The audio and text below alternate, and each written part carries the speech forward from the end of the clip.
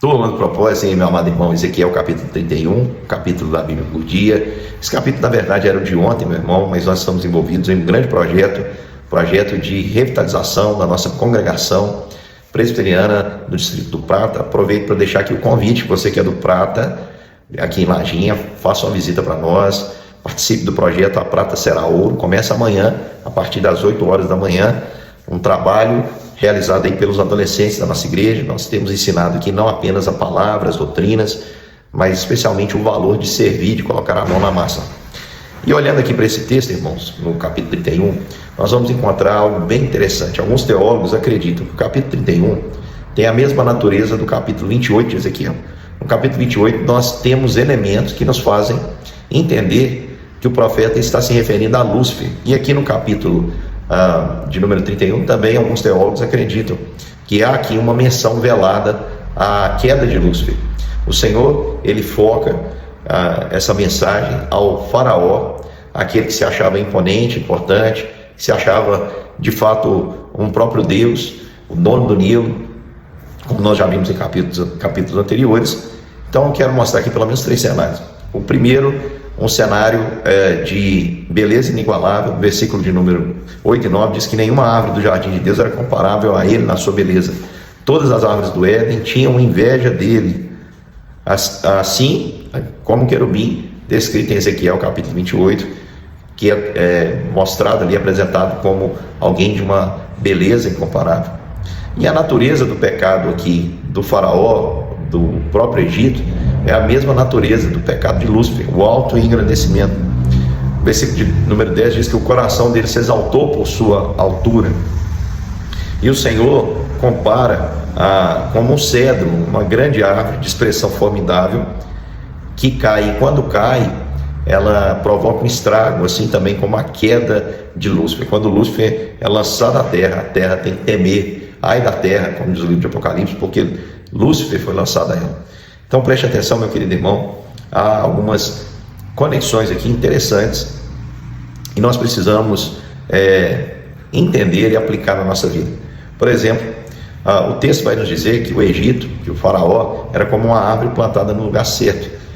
Árvore plantada no lugar certo, à luz da palavra de Deus, significa um favor de Deus que regava essa árvore, que dava a ela tudo que ela precisava para poder prosperar. No entanto, nós sabemos que o Egito jamais teve gratidão a Deus.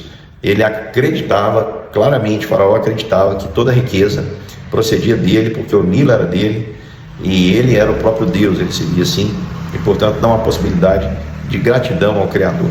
O alto engrandecimento, a soberba, pode ter certeza, meu irmão, ela poda a gratidão, e gratidão é um elemento, segundo a Bíblia, essencial para sermos cheios do Espírito.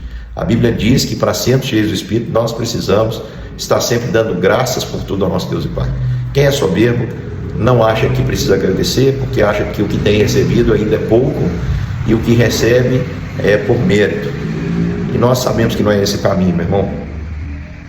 Interessante é o seguinte, nós temos aqui nesse capítulo o reino versus o anti-reino. O anti-reino, o que não é o reino de Deus, acredita que o mundo pode ser conquistado pelo poder. Quanto mais alto, mais domínio.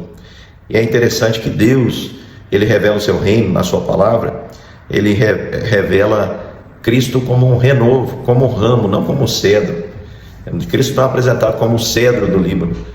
As nações sim, o Egito sim, o faraó sim, mas Cristo é apresentado como um pequeno ramo que é plantado em um alto monte e que assim prevalece. Preste atenção, meu irmão. Com isso eu quero dizer para você que o Senhor, ele nos chamou para sermos sal, para sermos fermento. A natureza dessas coisas é bem interessante. Assim como o fermento leveda toda a massa e o sal dá sabor à comida, assim somos nós. Nós não somos chamados para aparecer, para ter luz própria, mas a nossa presença faz toda a diferença. Você já comeu uma comida sem sal? Aparentemente ela é a mesma coisa, mas quando você aprova, ela fica horrível. Como um feijão sem sal, meu irmão. Feijão que é algo delicioso, bem temperadinho, coma sem sal e veja o que é, o que representa. Então, a presença muitas vezes não é notada, mas a ausência fica clara. Nós fazemos uma diferença de uma maneira velada. Nós fazemos uma diferença enorme na sociedade, devemos fazer isso. Preste atenção, meu irmão, nós somos chamados para ser como fermento. Você já viu um bolo sem fermento? Não cresce, fica feio, mas a presença do fermento, apesar de não dar para separar depois de pronto, faz toda a diferença no aspecto daquilo que está sendo preparado. Então quero deixar aqui para você algumas aplicações. Meu amado irmão, evite com toda a sua força entrar no caminho do autoengrandecimento. É muito fácil trilhar o caminho e as pegadas de Lúcifer. Basta, meu irmão, que você comece a pensar nos seus direitos. Você comece a pensar que Deus não está te dando o valor que deveria te dar. É só você trilhar esse caminho e pode ter certeza que daqui a pouquinho você vai estar imitando aí a Lúcifer e vai colher também as consequências da natureza do seu pecado, que é uma queda terrível. Meu irmão, entenda que Deus nos colocou aqui não para sermos vistos, não para sermos honrados. Aqui nós fomos colocados, meu irmão, para servir. E se vier alguma honra, algum reconhecimento, isso não deve vir da nossa própria boca, mas isso deve vir de Deus.